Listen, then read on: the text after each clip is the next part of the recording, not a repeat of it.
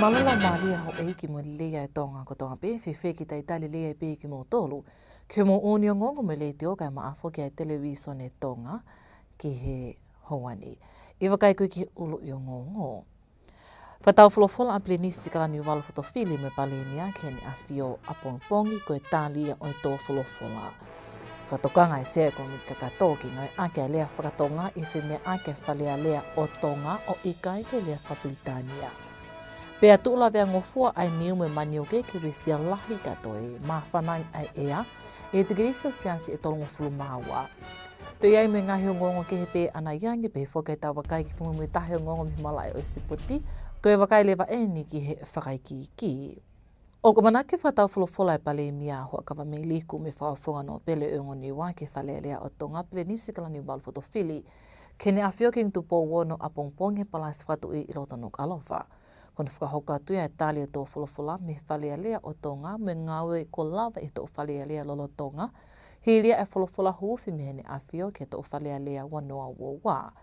Koe mea e se ano pele whawhanua e whalea lea o whikau aki me tu unga o iai e ngawe ai whale ke tō wholofola me taimi ki he whakatau wholofola. Koe wike ko osi na whemea aki whaloto whale pe ai hou eki me mi pāke ase ni tā koe tali tō wholofola. Kai ke he kakakato e tāli koe tō wholofola e tō klipoti e hou eki me mi pa whalea lea. Ai ko pili niskal ni walfotofili mo hoa kawa mei liku ai ola ki he whalea lea o Tonga. I aha pule lulu fitu o tise maki mua pia Tongatapu ne whalea lea o Tonga ki wanoa wawa i he aha tō pule lulu o wiki kaha o. E malawa ke wesia ai langa lolo Tonga koe whahoko i masila mea e ua me ngahi eria ki he pe o ka pau i kai ke tāli ai kole ne whahoko e ngai kau taha langa i he nau tohitangi ki whahuatu pe tohitangi koe ne whahuatu ki whalea lea o Tonga. Koe whakaha e ne whafonga kai Tongatapu ni mātu ki tā ai sake walueke ki hongonga li te omo Televisone Tonga i ho a tā e ahoni. Ka koe whaiki ki tala noa koe ia mo malia kuchan bayo. Ko toke tā ai sake eke nā e whakamooni i he tohitangi mei he ngahi kau taha langa e uafulu tupu ai ne whakahuatu ki he whalea lea o Tonga, whakataha e ni mo e whawhonga no pele whikaua o Tongatapu ni, no pele tui waka no. Koe ngahi ngawe langa e ni o ngahi whale fo o ke whetukutuku atu ki ai ngahi whaamili ne we sia lahi hona ngahi api no foanga, mei he peaukula i Sanuali. I he e whamatala ai e whawhonga kakai o Tongatapu ni mā toki tā ai sake eke, koe tokanga lahi na e whakahokoangi me he ngahi kau taha langa, koe si ai paanga ne wahe iange, pia koe makatu ungai e nau kole, na malawa ki te whakalahi hake kai hoko atu e nau ngāwe langa. Pehe e eke, o kumahino na e whakahoko pe ai alia pau i he whaunga maheni. Pea koe ngahi whika nei wahe iange ki he ngahi polokalama ngāwe te tau hange koe langa whale hiri e saikolone ko kita, ne malawa piki whiau. Ka nei malawa ia koe uhi he koe waaia i loto i he poto ngāwe ki he ngāwe lalahi. Ka koe polokalama langa ia koe ni, koe alia pau e kautaha i tua mei he poto ngāwe. Koe whakaamu lewa ai ngahi kautaha langa na amalawa e he pule anga o whakalahi hake ai paanga ke tatau mo hiki a koloa. Kei ke he o kuia e whia i he ngahi kautaha langa koe au hi koe whakataha makehe e whakahoko me pule anga e ka wengani a pongi. Pehe e ke ka whai pia tāli e pule anga ai kole a ngahi kautaha langa e hoko atu lewa e ngāwe langa. Moi whakaamu whoki na amalawa ki whakahoko e ni ke mua i aho Kirismasi ke malawa nofu ki ai ngahi whamili. Koe ka wengani na e hoko ato e whemea aki i he e komiti kakato ai na e kolea e palemia ki he whale ke tukuhange ka wengani ki he puli anga. Ke nau ngā aue ki ai pa tēnā whakataha mo ni ihi ai e kuloto mamahi. Ka malawa ke vete ki ai whaingataa o kunau whihanga ngai moia.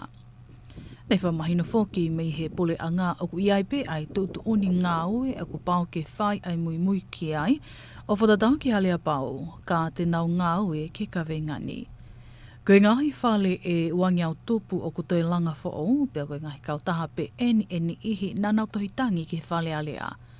Koe toi ngahi kautaha langa o nau ki whakakato pe ho nau whatongia o whatatau ki halea pau me pule anga. Nai tokanga sea ko mit kakato ki ngai aki e hau eki me mi pa ai lea whakatonga o tonga whemea aki o ikai ki ngai aki a lea Whapilitania. Nei ko ni whakatoka ngai ke tahe ka whawhunga kakai ko uhi ko ine tui whio a lea whakatonga me lea whapilitania o lo tonga whemea ake ko mit kakato. Ko whaiki ko tala noa ko ia mo mali e kutin beo ai pe. Nei tōtou tuku atu ai whātokanga me he sea o komiti kakato ki he whawhunga kakai o Tongatapu whitu, ko hika lahi ene ngawe ake ai lea whakapiritania i whale a lea. Ko hiri enia whemea ake he pongpongi o e ahoni, e he tohitangi nei whakahu atu ki whale a lea, ai nei lahi ai whakauhinga. I he whemea ake na e tōtou ngai ake ai e he whawhunga kakai ko e Tongatapu whitu, Paula pi veni pi ukala, ai ngahi lea whakapiritania ki hono o hake ine ngahi poini, ka na e tōtou whatuka ngātu mei he sea o i komiti kakato no pele tu ila kepa, ai tūtu uni ai whale kia te ia. O mai no peke whetuna mea ko pia mai kei in sa whanua. I te ki whao, ko mange sea koe ke pongorere i mai ka. Ko kanga au kitau pito ke tau ngā ue he kuge pia hok moon. Ui he tau pālo ti ka nai o swhai e whe mea ake neafi. Mahu inga au kitau pito ke te whakatoka ngai taimi kou mea e hau e ki a mea he whareni. Na mata mai o pe he o pe tai toka ngai ai whetuna. Tūtū ni a hono lahi. Tōnu, whafonga, o atu a ke whareni koe taipe whatontonu ka ke mea ki lala. Koe ki o mahino i au, ko tafulu i au, ko wakonaki i au. Ka koe koe ni sea, koe meni whekau aku mo e paanga. Koe tohitangi koe tai whi maari he paanga. Koe paanga koe au pau ke allocatea me whareni sea. Ka koe o koe whi o ate whakau kau. Tonga ka whakao sen ke whetuna, ko ngawe a ke re whapapalangi he whareni. Ko tonga whakao sige. O kai ko te whemau ke ngau. O kuiai pe ai lea tonga le rei ai te ngau. O whemau ke mahino ke pureanga hono whonga ngawe a ki oe paanga. Ke mahino ke kai konua. O ki lahi o ngawe a ke mea whapalangi, ka ke mea i toko lahi taha ka kai konuani. O kunau whemau o pito ai rea whatonga. Ka whokora ke whetuna. E kai ke whai hamea ko paurima ke tau pālo tau tō. O ko mahino whoki ko e tūtu uni ai whale a lea atonga, ko e ngāwe aki ai lea whakatonga, o i gai ato e lea kehe, hange ko e lea whapiritania. O ko mahino e iai me tautia ki heni ihi tēnau talangataa ki he tūtu uni ai whale a lea otonga. Lorotonga e nina e talia i pe i whale a lea i he hoata o e ahani, ai lipo ti whakatau ai poto ngāwe ngowe, wanoa wataha wanoa ua, whataha me ngai whatontonu. Ka hala hono whakatoka koe me whakawae ai mo ui e whanau i he nau kei tutu pohake, e whihala kei pe ai toenga e nau mo ui ta te whito ni ke malai o i ulunga anga mo i ako whakaekatemika. Ko e whakahae ni he pule o e waaga ngāwe ako toka mua ai potunga i ako mo ako ngāwe so ana kai tapu ki ngonga le Ongoongo Televisone Tonga. Ko e toka ngā lewa ke whakahuki i tai me whanau tau tolu ki he nima ki ngahi ako toka mua ke ka mata me e hono a koe ki nau tolu. Ko Liliani Polutele me whakaiki iki. Ko e toka ngā lewa ki whahuke i taimi e whanau tau tolu ki he whaape nima ki ngahi ako toka mua ki ka mata mi ei hono a koe ki nau tolu. I e whamatala ko i e pule e waa ngāwe ako toka mua ai potunga i ako mo ako ngāwe so ana kai tapu. Ko e tau eni o ku pelepele ngesi e mo ui e whanau, he oku lelei mo vāwea ngai e ako lea ai whanau. Ai ako ngai whakatoka ko ni o fuma winga o pito ia. He koe ne hala aten ko e ne se hala kia e tamasi pe tahine ko ni. Pea ku mahu inga ke tau mahino i pe. O ku taimi lahi pe tau survey ki he ako toka mua. Pea mao pea ngai whakaukau. Kuonga koe traditional one. O ku koe ako toka mua ko a pe whanau ki ha ako toka mua ke ka pun taimi pe koe tō tama pe koe whai pe hawhanki wainga me whanau i he whakaukau pe koe tō tama pe. Ka ku o koe mauia koe ia o ku hala o pito ia he ku koe tau tolu ke tau nima koe taimi pere ngesi a koe hono whao ka ko hono lalanga ai ngahi foundation koe ke whanau. E makatuunga e naulelei mo ngahi hala nau alo e he foundation koe o kulanga koe e he whanau. Ko e kawingani whoki nei me ai e ki pale mia hua kawa mi liku. Norodonga konferenis whamamani lahi hono ua mai ngahi ako toka mua aene whai i Uzbekistan. ka i hono whaik eke ia e hongo ngoni, nā ne whamawha ia e mahu inga ke mahino ke mātu a tai whānau, ai uhinga o whie mawai ke hō e nau whānau i he tau whā ke ngā hiako toka mua. Ko e toka ngā, ka hūtō mu e whānau ke ngā hiako, e whakaofa pia toi whaingata a ngi hono ako i ki nau tolu. Ko no ako i koe whānau ai, na wanga pe ki he ātaka e ako o lautohi. He ko hinga una wea i pe, hofi pe ki he lautohi. Mahi no tupe hono whinga i whangata pe ke ua e ala ue sia he ta mailalahi nau tolu. Mahi no pe ngahi pole pe he. Pako e whaamu pe ke he mātua ke nau whatonga e mahu inga kon hono mai e nau whanau. Rotonga ni ko mahino me li po di famui mui e potunga ya ko ye tau ko si.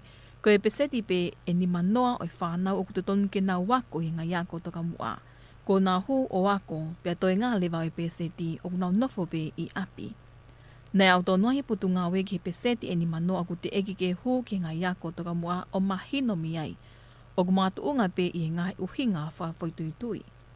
Ne pehe kai tapu, o kukau ke mātu unga koe ni a whi amo kā ki whapaanga ngai whamiri e ni ihi o i gai lama ki tatongi a koe whanau.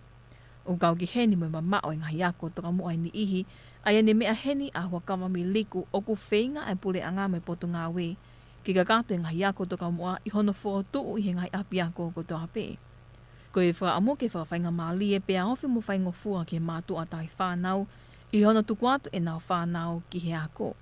Kei gehi i loro tonga ni o whawhofua ko ngai api ako toka mua e whango fulu maa walu ko whotu i tongani tālu me he tā o ko si. E malawa ki we sia lahi e fua koe o niu i tongani i he kaha uwawe mai ka whakau tuatua i pēa e ma whana koe o ea o laka tigrisi o sia se tolungu fulu maa wā. Koe mea i pale mia me tokanga koe uhi koe ngahi ta au me wheliuli waki o ea. Koe niu i tongani koe tahaia i he a kau maho inga. He oku aonga no kupu kutoa peo ka matape me hilau o au ki hono a ka. Ka angu tuulawe ngofua ke we sia lahi tupu me he wheliri waki o ea.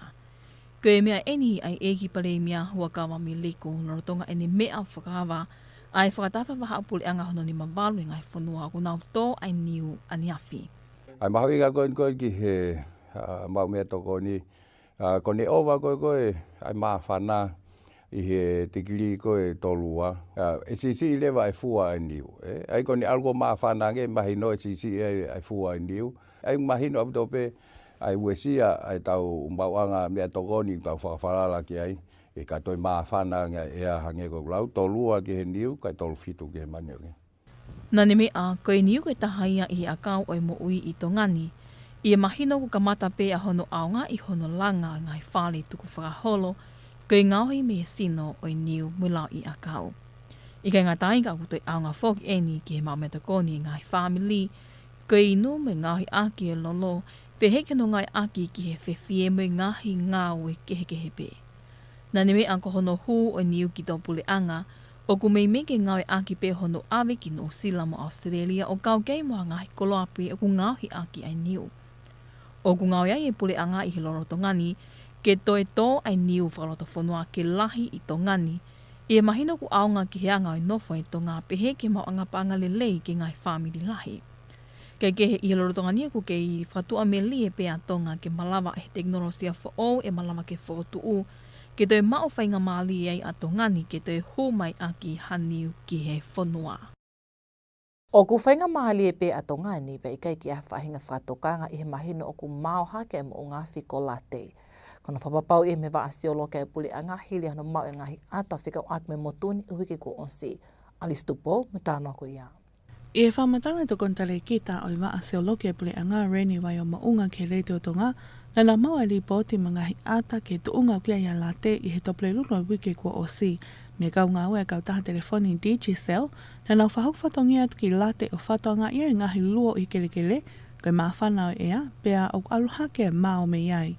Na iai manawa si i kau ngā ue e Digicel na whaiwhai ange, ko iai a whatama ke hoko, ai na nau hulu vitio ai mo whaita i mai ai, ai tuunga kau kia ia late o li poti ke wa seo loke ple anga, pea nau ngā ue lewa ki ono mui mui e tuunga kia ai motu.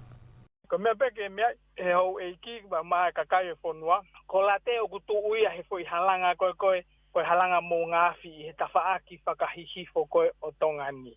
Ai au me ha uia late ko whonuarei, ko Meti Show Island, pe ha ua he o au mai koe ki hunga o lere ai whakatonga alo tau ki ata. Ai koe whai halanga mō ngāwhi ia, kawa ia koe a tofua pa mokao.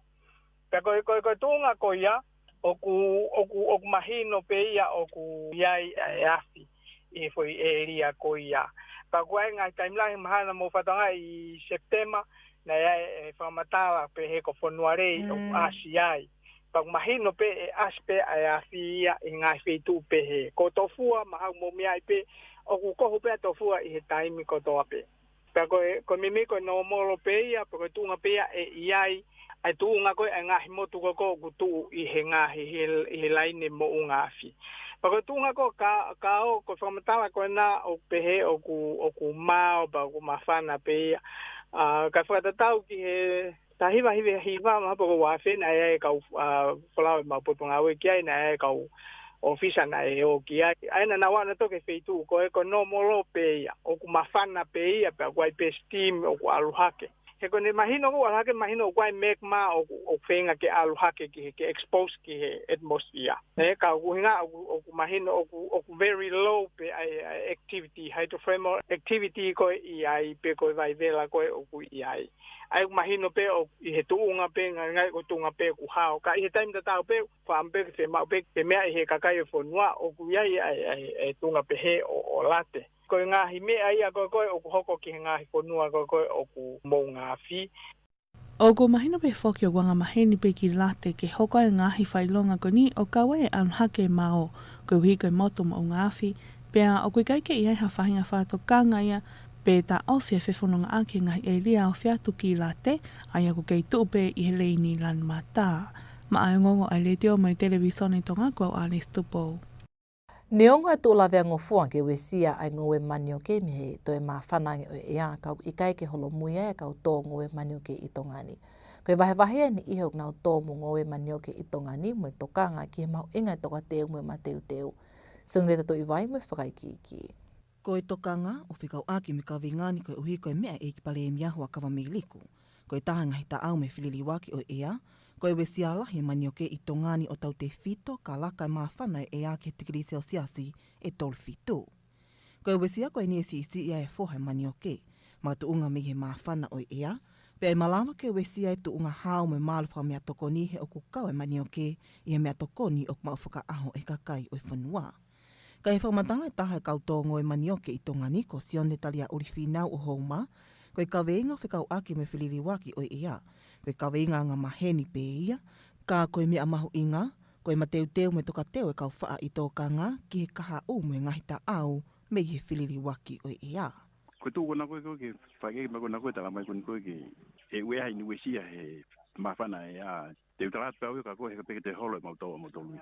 Ura ki pēo mau whalala pe matoke he tui whakalotu mau kau ki ai. Koe tō yo tō be me sanoi disema.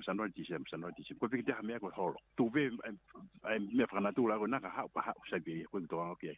Koe na taksi tua te konteina futi whanua mi hen mo tangai wala ngau tupu. Albi Amerika. O koe peke te ha mea koe holo e mau mea mautolu au. Koe ngata pe ia he mea. Ngata pe ia he taimi matangi. Kapa e toha matangi. O se mahino pe apito pe ni wesia ana ia. Kau koe ke maunofo matoria o tui pehe, ke maunofo o tari ke uesia matangi kai. Koe mautoa matoria o koe peke te aha teuriri uia. Koe ke pakapati taunofo tatoria o tari matangi, tari ke palparen whanatura o nako mea, te tau maunofo ai pea ke taunofo totoha mea. Nā te pehe whinau o mahino pea ngai haha whililiwaki o ea me ngai whatamak whai na tula. Koe huiok i kai ke pule ki ai a tangata. Ka aku nau tō ai ngowe kehe e ua pe tolu i he taimi pe e taha, koe uhi ko si o whaki mo e toka teo ki ha taimi pe he, ke wesia ai ngowe e taha, e kei malawa pe ke whaiha ma umo ui mi he ngowe kehe e taha. Lo tonga niu ke i he tunga whawhia maali e pe ai whoha ngowe manioke, pe aku kei lahi pe ahono u tātu ki tuapuri a ngā. Mai a ngonga le te o me Televisone Tonga, ko au snori tātu i bai. O tokanga ko sileo ngai siasi Pasifiki ke whapapau i he puli anga Australia e malawa ki te lele iangi ano tokanga kino ka kai tonga O nga nofo I Australia o tau te whito ki kai o ngau kawat ke polo kalama ngau e whawhaha I tau pe whakataimi. He tahe ke ngai ka venga na e o hake lo tonga ai whakataha lahi e ko Sirio I ken pela Australia. Whai ki ko tala noa ko ia mo vai whanua tūpola. Ko e tokanga he okutui e kautaklotu I he Pasifiki o gea I malohi e peleanga Australia e malawa ki nau tokanga I kina e ngahi ka venga ko ini. I whamatala kutuk mai me ko Silio I ngā siasi e Pasifiki ko kakata e whata angalahi ko ini ka au nalotonga ngā aue ki ono mui I e ngahi ka venga ni whahoko ai e tālanga. O kau he ngahi ka venga lalahi ne alea I e tokanga I kina ko ia e polo kalama ngai whawhai tau kai pē ki he whiliuli waki o e ia. Pē e sekalitali e ko Silio I ngā sisi tonga ni whawhikau I kantolu o glotonga ngā aue atu e kau sekalitali seniale ko Silio I ngā whanua o e Pasifiki o a ahi ki he ngahi whamatoli whai akau I he whanua ke wakai ha whaunga malawai o whahoka whingai aki ke whasi sii, ai pole ko ia whianghangai me kau ngau e whawhai tau. Hiri koe whakataha. Pea ko kaore wau ki timi te mau, ko mimika kau sketaria koe ngā siasi ngā seto Pasifiki te mau whalaure madon me sene ki Adelaide. Pe tau mua whalau koe ka mau alu madon o ahi matakai hoa ngā whāma I whaitukoni I whengawe aki e pa moe ngā siasi mo ngā sino siasi mo whalot I Australia. Hai e pa eo pa iri ka tātara noa mo ngā sekumi I ilo pa ha ai ngā isiu e ala whaia hatokoni I ngā siasi e Pasifiki. O kongope e ngā siasi o mahu inga a programa ko ni he o tau kakai o kukau he alu ko ia. Ka ue me mi pai ngā siasi o kuna kukau he alu ko he tori. Pea mahu ina rewa ke whai whingau whakalau maari e ko nau toka ngai ina whakalau maari tuku mua nau siga o tori o mahu ina o ki paang kau nau o mahu ina ke siasi e a whakutau whanerewa e se ngā at hai kau taklot kodi I Pasifiki pe mo ngā siasi ko I Australia Uniting Church o Australia ko Salvation Army pe mo e kōsuia ngā siasi ko I Australia o whenga agire vai ko hai a whatongia whakatau sipi pe moe whatongia whakatau kakai e ala whai e ngā siasi mai si kautori lolotonga ai taimbo ngau I Australia. O tupa presenia ko ni sa kusiana I tala no ko me ngā siasi Australia. E lawa ngā siasi tonga ni o atu kau whai skau ke nau au I kuputori ko toa pe. Tupa ngā siasi e lawa ne e ko a whai. Ko me ni o ko e ata e puanga seria mo ngā seria ke whai puchenga aki a koia kono tokanga gina e tau pea ku tau mua pehe e mau te hokata mato ki Adelaide o ahi hol ngā whāma tala noa pa ngā whāma tala noa pa mo niho tau kautori ka e umaa ngā sino whengao e aki oku nau I whitu kona seria.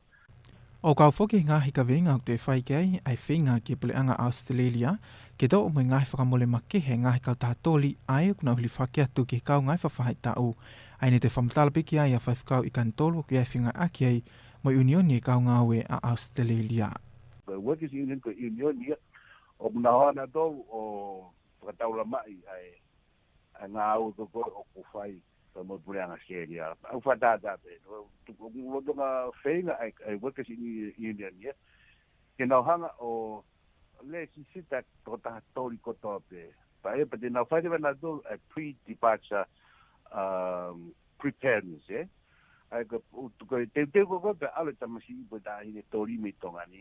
Whaite ngā iakia pa mga siasi pa mga Workers Union ki tau. Te whamata e ume whakalao katoa. Osi. O tai go always ahine me tamasi tori. Kon hanga ton be ana tori. Katoa ume katoa whakalao ko I Australia whai katoa ia e Workers Union. Wa ki hane complain I hane taipi maari I pako nofo anga kapau koe wahe. Paulo tonga lopi he Workers Union ia ko ni pe Australia. Pe ke subsidize e pe Australia accommodation the more transport ko kau tori he ko na bo kala matori. Tuange foi paanga ko tamsi tori unengawe meta ni tori unengawe fa ba ke de ma kakato e. O te more han hirida he totoki no fuang me ai a pe Australia. O te more han paanga he transport me fe du ki fama me e pe Australia he ko ne por kalama tori. Ai ko ngau ko fai ko singa ya ki. Kake. Ko mau inga ya ko singa ko mo nga si whakakosilio he pasugi o he o whai toka ngai ki ngai isu. Ai, koe talanoa e kuko whika o kuko moe mahoina kuko ki ngai se si ai proklamatori ko ni kuko tonga alua e tau kakai, niongu mori e tau kakai. Boe kai stola hi e kautori. Pena taki e maari e pena toka unau hola nau tori e ia se. Kau manat, unau nofta kalao ai. Taka hola koea, ni na ola no family tani ka ke o ya no family na ona to no tamai pa fetu hol o ga barbare mai ho koi Lolotonga ni ne tala loto ai e taha e kaungai whawhaita unko Albert Chen ki hongongo APC a Australia ko e dahe ngai pole ni nau whiang hangai mo ia ko e puli ko ia ai amui ko e hike ngai pole ni whiang hangai mo maman whalukfua i ko viti taha hiwa. Ni hoko eni ke te whalahi ngai e taim ngā ue i Australia ke hui ke whima ke toko ni mai ki o nau ngai whamili Tongani ke hui ke ngai whinga taa ni whiang hangai pia moe whonua. Kai ke he koe tahe ngai ka veinga ni kau na whamamawhai ki Australia koe kole ke whasisi e nau ngahi ngau e langwhalakalaka o kune wisia e ātakai whataha mai ngahi ngau ni whatupunga e whiliuri waki o ea i ngai whonua e Pasifiki. O kau ke ne whahauatu e koslio e ngai seasia Australia ai tohi kole ke he pale mia e whonua ke tokangai kina e ka veingani. Kai ke he koe whatalahi koe nini whahoko he wiki ko o si ken pela Australia o kawa tu ke he ongo whafafonga pa mi Tongani me koslio e ngai seasi Tongani ai koe eiki Palestini e seas Wasiliana tataina o Tonga Right Honourable Whaifakau te ta te vita koloa i Havea ka koe sea i e koslio e ngai seasi i Tongani whataha mo Whaifakau i kani tolu ke skeltali seniale o koslio e ngai seasi i Tongani. Mai ngonga le te Ongoongo Televisone Tonga ko au wahe whanua tu pola. Nei kuna e Tongani e whiau hi e ngai whanua e Pasifiki pe ko whea e whanua e whotua e whofua ofisi wha wheitu me ngai whanua polinsia. I he whingai aken me wha ngai whisike Italia Pasifiki pe SPC. Hi lena no whili o Tongani he komiti whafonga pule anga koe SPC. Pe Italia koni while nisi ne whahoko e ahua tolu ke ahua nima e mahina ni. Ko koni while nisi koni ne wha i Port Vila i Vanuatu pene me ai ek minister ki muli. Whikita moe loa o toi ka manu o ne whahofonga e puli anga Tonga. Ko e wā ngai whasike Itali koe e Pasifiki pe SPC ko e kautaha ngai whasainisi mo whateknikalea me ngai whanua e Pasifiki. Ane whotu e tau tahiwa whaafitu opule i ngai whanua me mipa e wafulu mawhitu o kauke a Tongani. Ne onko os whotu o e SPC e ngai ofisi whaafitu me ngai whanua melansia mo mai kolonsia. Ka koe fufua ofisi eni me ai ngai whanua matakali koe a polinsia. Ko ngai ofisi whakawai whanua koe SPC o mau inga au pito i aha o kune toi whakaiwi ai ai ngā we maofi mo whingai ake ngai whanua polinsia. Kono te whotu koe ofisi whawhitu uni ko whainga maali e ma SPC ke nau tali ai ngā liliu o kohoko pe ke whakalahi ai aiwi malawa ke hoko atu ai whakaiwia koe mono toko ni ngai whanua me mipe Pasifiki tate whitu ngai whanua polinsia ai e ofisi mai ki Tongani. Kei ke heko ikuna koe ne Tongani e whiau au ke whotua e ofisi whamatakali koe ni i Tongani. O ka manaki ai ke whakalahi mo whalele i Tongani ai ngahi ngau ko toa peku hi koe whengai a ki whawhitu me ngai whanua kau ngā api e Pasifiki. Pena e whakatahama ke he pale mia koe o Tonga me kau tak ngā awe me he waa whakau tau whawahenga koe ne watai Amerika e pongponge ahoni. Koe whakatahai ne e pale mia hoa ka wameliku i hono lakanga koe minister e pot ngai he kau tau ne awhio. Nani whakatahai me ka tale ki ta koe e waa whakauta e wahenga ne wata plika te seniale Michael Pierre. Ko ngai a o e ahi mai plika te seniale ki Tongani ki toi lālanga mo whakotuu ai wāwhinga e akwa whitu ka ne wata me kauta ne awhio hile a wisia koe me ngai whataptapu i ko viti tahiwa. Koe whingai ake wāwhiko ina ne wata me ngai whanua Pasifiki koe ko ngai hono pātoloa ke whingai ake Amerika me ngai hoa ngāwe. E o kaut kei tokanga ki whingai ake I he ngahi seki toa ke ke o kau kei toko ai kine mo ui. Koe polo kalama ngāwe whikau atu mo insinia. Koe au tonu koe au toko nia ngai tōku I kolope, ngai toko ni ke pe, tau te whito ke taime pe au kula. Koe taime ngahi makamaile na e whailonga iai e toko ni mai ai wā ngāwe koe iai o ngawhaahi o mahino kono toi langa koe ia o e holo whaakolo mai ka kai o te kiu pe whaki whaamotu pe malawa ki whakotua senta mo ui ma a te whisi babau. Pe whakono wāli o ngahi ako anga. Ko ngahi tokoni whawhale maha ki o kau ke hono tokoni e mo ulile koe o nifo me ngahi ngāwe ke he pe. Tō tonga i tongani ai pirika te seniale tene a ahi ki ngai area na ue sia me hake ai peang kola. Koe a ahi ki aptanga tau taliai me aptanga tau laula afi Macefield, o afisi koe mei teki, koe whale tahi anga koloa ai ni mō. Tēn toi whakatawhog me ik tau e kautau ni awhio pegi komisiona polisi. Koe uni o ngongo whalatofonua ape, malai o sipoti hoko mai o kahili eni. Malo e rei, malo e lama mai ki o tau whare koloa PDH. Ko i kura i timu whawhanua si hifo he tau wanoa a Tongani, ai oloaki wa inga pa me timi si hifo he tau wanoa ha moa a ke kai ke wanoa ke tahiwa.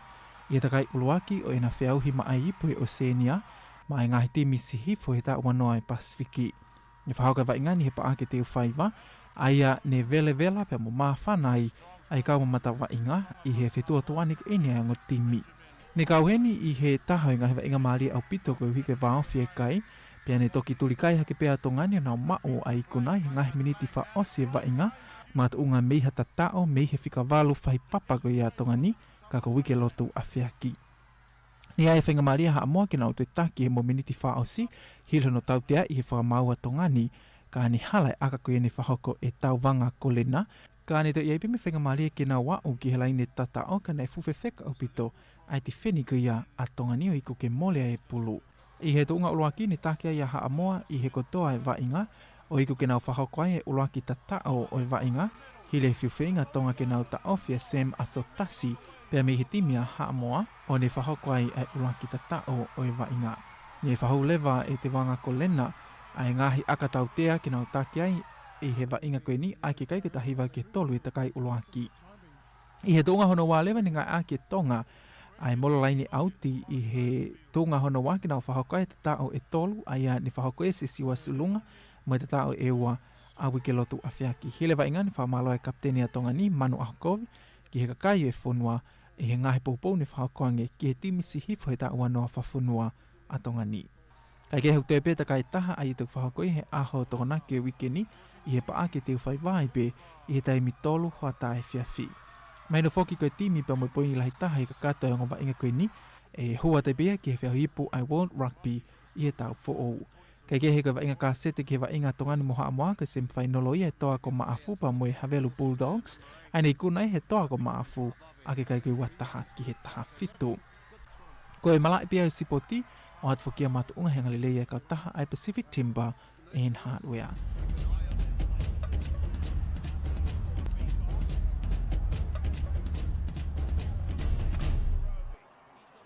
Te whakaimua ke ulu i Ongoongo. Whatau wholofola a Birinisi karani walwhotofili me pale mia ke ne awhio a pongpongi ke tali e tō wholofola. Whatuka ngai se ko mit kakato ke ngai ake lea whaatonga i whine aki whalea lea o ikai ke lea whabritania. Lea tūla dea ngofua ai niu me mani o ke wesia kato e mawhananga ea i te krisio siasi e tō ngofulo māua. Kaya kato peho mo uni o ngongo me leitio kai ma afo ki ai Televisone Tonga ki he howani me whakaamuna o tōna tia ki rato whale ko toape. Whamana toat ki ha ongongo whetu tak me ke while telefoni ke wa tolu ni mini mao no. Whamalatu hui tau ki whi au mai ka mo mea.